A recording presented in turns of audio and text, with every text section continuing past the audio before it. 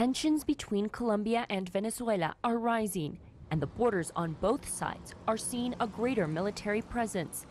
This week, Caracas called the presence of Colombian tanks along the country's joint border a provocation. Colombia's defense minister acknowledged the military presence in the Paraguachon region, but said the troops have been there since 2015 in a crime control capacity.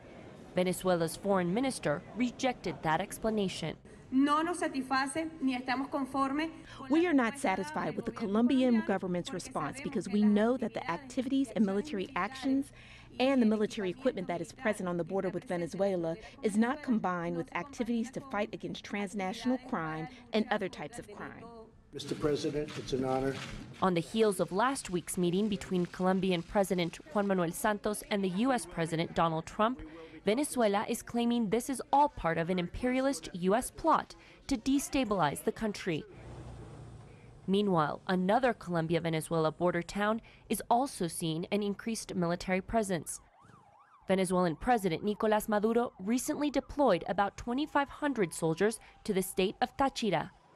The decision was made after a night of looting and violence there, amid a wave of anti-government protests. The militarization of the border has made relations tense between the two countries, but one analyst says Colombia can't cut off relations with its neighbor. Like Peru, we can't break relations with Venezuela because there are 2,200 kilometers of border towns where there's a huge population of Colombian Venezuelans. In fact, we're going through one of the largest migrations of Venezuelans in our history, and they're brothers. Some of them have Colombian citizenship. While this expert says relations could enter a crisis, he predicts it would never result in war.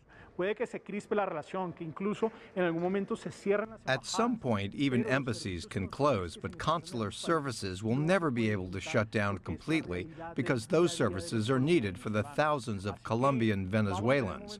So we'll have moments of tension and war of words, and in fact it will be a topic in our 2018 presidential elections.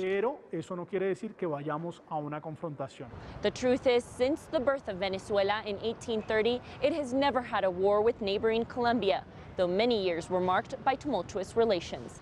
Michelle Begue, CGTN, Colombia.